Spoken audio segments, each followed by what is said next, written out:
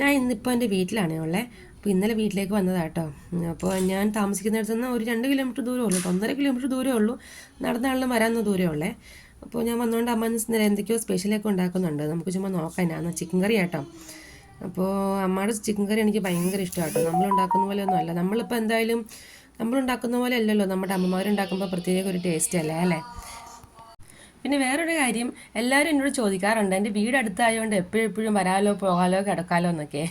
അങ്ങനെയൊന്നുമില്ല കേട്ടോ. വീട് അടുത്താണെങ്കിൽ ഞാൻ എപ്പോഴും അങ്ങനെ പോയി കിടക്കൊന്നുമില്ല കേട്ടോ. പോകും, കാരണം കടയിലൊക്കെ പോകാൻ ആവശ്യത്തിന് പോകുമ്പം എൻ്റെ വീട് വഴിയാണ് ഞാൻ കടയിലൊക്കെ പോണേ. അപ്പോൾ ഞാൻ ജസ്റ്റ് അവിടെ കയറിയിട്ടൊക്കെ വരും കേട്ടോ. അല്ലാണ്ട് എപ്പോഴും അങ്ങനെ കിടക്കുമൊന്നുമില്ലേ. കാരണം വേറെ ഒന്നും കൊണ്ടൊന്നുമല്ല, കിടക്കുകയാണെങ്കിൽ പിള്ളേരുടെ എല്ലാ ഡ്രസ്സും എടുത്തുകൊണ്ട് നമ്മൾ വരണ്ടേ, അതുകൊണ്ട് അതെനിക്ക് ബുദ്ധിമുട്ടായിട്ട് ഞാൻ അങ്ങനെ വരാറില്ല കേട്ടോ. പിന്നെ മക്കൾക്ക് വെക്കേഷനൊക്കെ ആകുമ്പോൾ ശനി ഞായറും അങ്ങനെയൊക്കെ പലപ്പോഴും വന്നാലേ ഉള്ളേ. പിന്നെ കൊച്ചിൻ്റെ മദ്രസ അവിടെയാണ് തൊട്ടടുത്താണ്. അപ്പം എനിക്ക് പോകാൻ എളുപ്പം അവിടെയല്ലേ. അതുകൊണ്ട് ഞാൻ അങ്ങനെ കിടക്കാൻ വരവ് കുറവാണ്. എന്നാലും വരുമ്പോൾ ഇങ്ങനെയൊക്കെ അമ്മ സ്പെഷ്യൽ എന്തെങ്കിലുമൊക്കെ ഉണ്ടാക്കി തരും കേട്ടോ. ഇവിടെ വന്നു കഴിഞ്ഞാൽ പിന്നെ നമുക്ക് അങ്ങനെ പ്രത്യേകിച്ച് പണിയൊന്നുമില്ല. മക്കളുടെ ചിലപ്പാട്ടോ നിങ്ങളെ കേൾക്കണ ഇടയ്ക്ക്, അത് കാര്യമാക്കണ്ട. പിന്നെ നമ്മുടെ ഇവിടെ വന്നു കഴിഞ്ഞാൽ നമുക്ക് അങ്ങനെ പ്രത്യേകിച്ച് പണിയൊന്നുമില്ല കേട്ടോ. നമ്മൾ കഴിച്ചിട്ട് നമ്മൾ ചുമ്മാ നമുക്ക് ഇരുന്നാൽ മതിയല്ലോ. അതിപ്പോൾ എല്ലാവർക്കും അങ്ങനെ തന്നെ ആയിരിക്കുമല്ലോ. പിന്നെ ഇന്ന് അമ്മ പിന്നെ ഉണ്ടാക്കുന്നത് ഇന്ന് മറ്റേ ഓട്സ് ഇല്ലേ, ഓട്സ് വെച്ചൊരു പുട്ടാണ്. അപ്പോൾ വെറൈറ്റി ആയിട്ട് അത് എനിക്കിഷ്ടമാണ്. അമ്മ ഇടയ്ക്ക് എനിക്ക് ഉണ്ടാക്കി തരാറുള്ളതാണ്. എൻ്റെ നാത്തൂനും വലിയ ഇഷ്ടമാണ്.